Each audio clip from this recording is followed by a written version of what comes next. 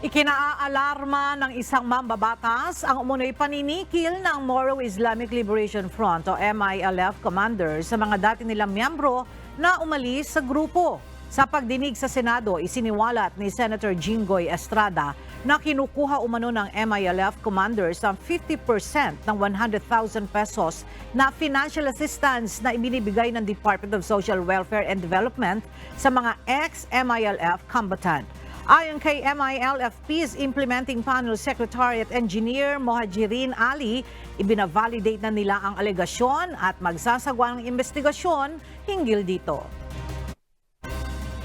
Hindi po pwedeng pakikialaman po ng mga commanders yung mga in-extend pong intervention, especially yung cash.